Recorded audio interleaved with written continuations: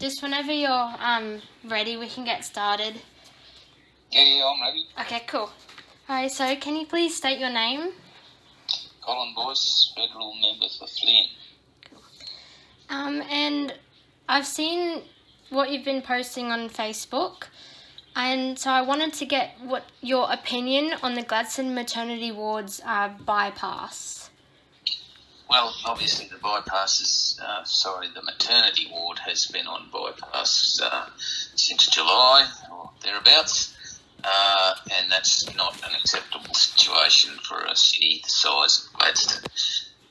There's in the vicinity of 600 babies born here in Gladstone every year, or at least that's what the statistics say for the previous year, and not to have that service here, given the fact that we have a growing population of young families. The average age or the median age in Gladstone is 30 years old, so there needs to definitely be a maternity service.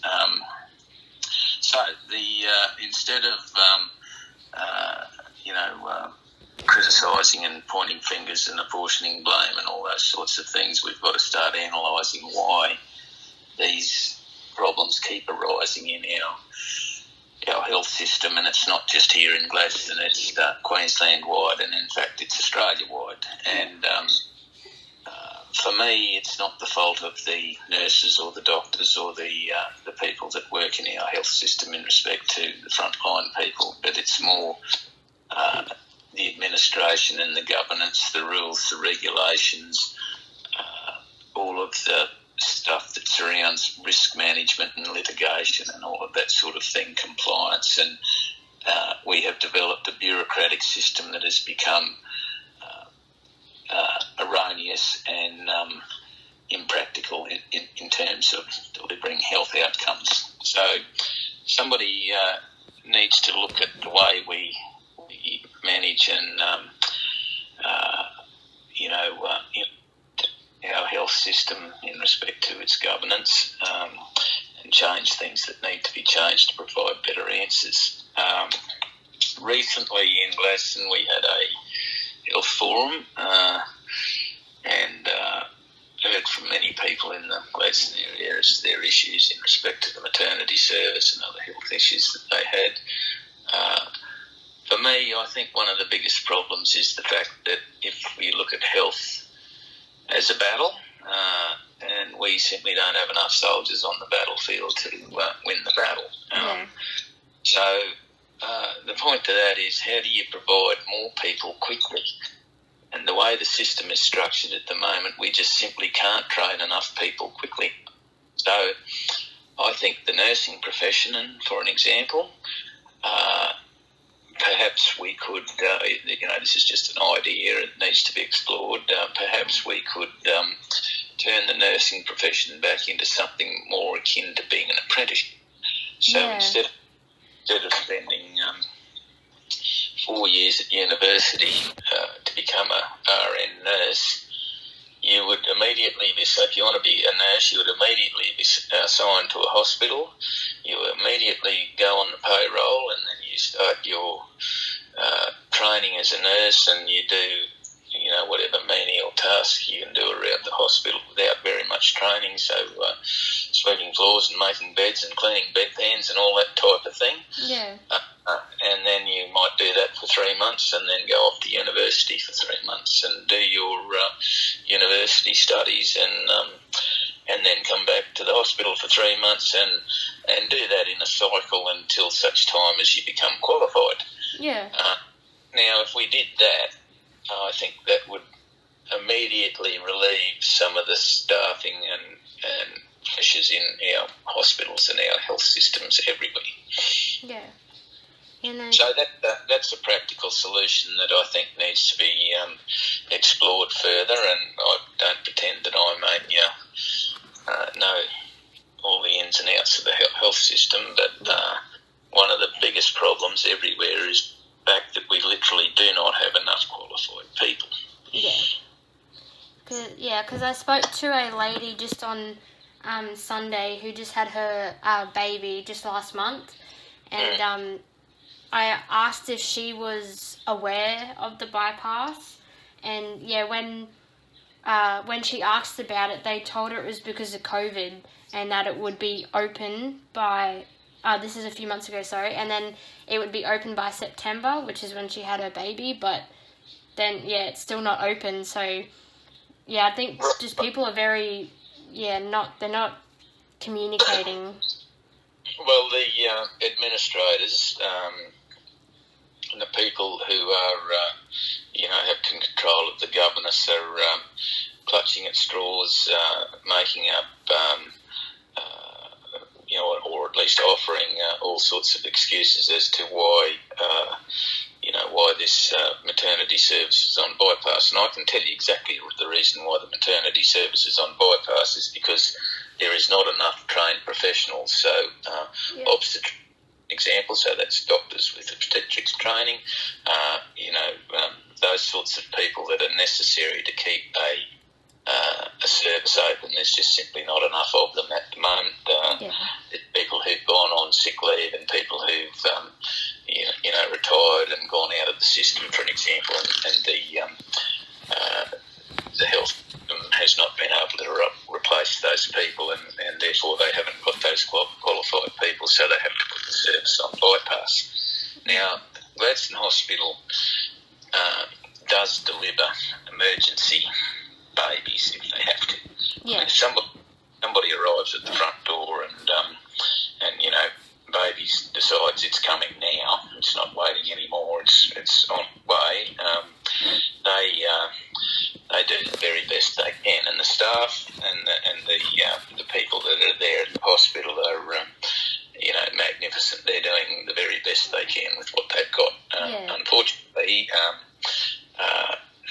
the way the system is, the people who administer the hospital, the administration people, and the Central Queensland Health Board and the Minister's Department, they are the ones that give direction that the service has to be put on bypass because we literally don't have enough people. Yeah.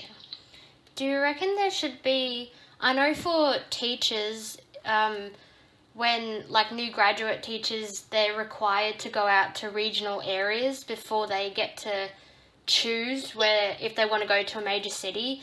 Do you reckon that should be transferred onto the health system where they are offering new graduate nurses and all that incentives to come to Gladstone and maybe stay here? Look, absolutely. So that's what used to happen in the old days. I can say that. And the scenario I put to you before about changing the way we train our nurses, for an example, if you make the decision as a young person and you want to become a nurse, you would then go on a list and you would be assigned to a hospital. Yeah. So in the old days, along with school teachers and nurses and those sorts of government jobs, you were given a list of places where you could choose to go, because obviously everybody can't go to the Royal Brisbane Hospital. So you might get Bundaberg or Mount Isa or Emerald or Townsville or something like that, and so you have to make a choice. Where am I going to go and learn my nursing profession? So you would make a choice, and away you go. That's how they used to do it in the old days. So I think we need to reconsider doing that. Yeah. I'm not exactly sure how you would go about that, but I think it is an absolute option that should be considered. Yes. Yeah, because I just think because, like you said, how there's just not enough people qualified. I think if they had incentives to, start their career here and then maybe they, might change their mind and they might stay here. I think that's a really good idea to bring that back. Okay, so if you're a nurse now, if you want to become a nurse now, you go to university to become a registered nurse, and that takes about 4 years, I'm told. Yeah. So you're not actually on the payroll until you finish. Yeah. The So with my idea, if you wanted to become a nurse, you get assigned to a hospital. So, I mean, for an example, if it was me and and I'm 20 years old and I want to become a nurse, well, they'd say to me, well, Cole, you can pick Charleville or Emerald or Charters Towers. Which one do you want to go to? And I said, well, I'll go to Charters Towers. Well, you go up there and you automatically start work and you automatically draw a wage, and then you start work, and then when you've done I don't know what the right time frames would be, but I'm just using 3 months for an example. 3 months on the hospital ward and doing whatever it is that's required, and then go down to, wherever training is offered. So probably JC University at Townsville, for an example. That's be the closest university. You go down there and do your university training, and then do that for 3 months, and then come back to the hospital and keep rotating around and doing that until such time as you became qualified as a nurse. Yeah, that's actually a really good idea, because what you said, and then they could help out so the hospital isn't so overrun. Yeah, absolutely, and you don't have to have many qualifications to make a bed and clean a bedpan. Yeah, exactly. Or sweep the floor, or console, somebody who's ill or something like that, or get them a drink of water, or help them into the bath, or help them get dressed, or whatever needs to be done. All of those, simple tasks. I'm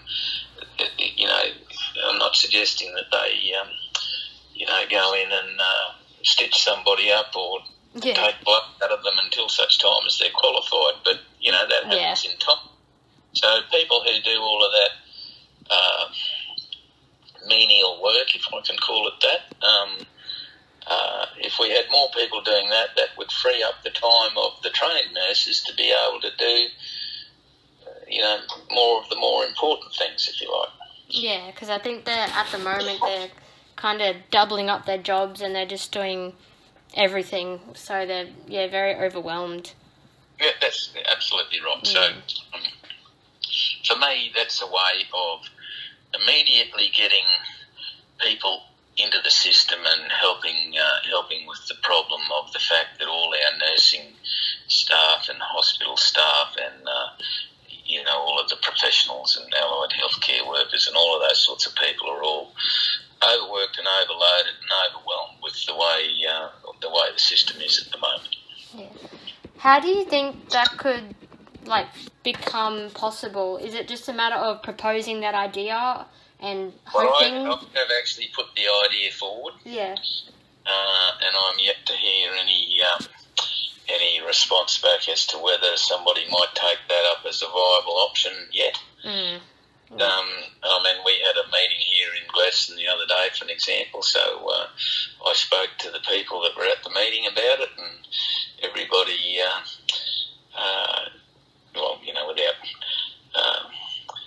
they thought that was a good idea. They clapped and cheered and said, yep, that's a good idea, let's do that. So I guess it's up to the Health Minister, who in this case is the Vet Diarth, and her department, along with the Central Queensland Health Board, who oversees all of the hospitals and health systems here in Central Queensland. Yeah. Up to those people to take these ideas on board and see if they can do anything with them. Yeah. Because that's a really good idea, and hopefully they, do something with it sooner. Well, the health system is. It's absolutely critical to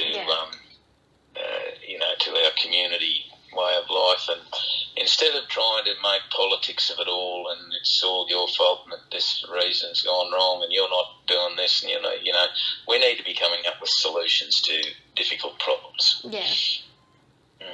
No, that's a really good idea, because I remember when I heard about the bypass, I was just I was just shocked by it, because I've spoken with some of the big industries here in Gladstone, and you've got companies like Rio Tinto, for an example, that are the biggest employer locally here, with the alumina and all of that sort of thing, the power plant and so forth.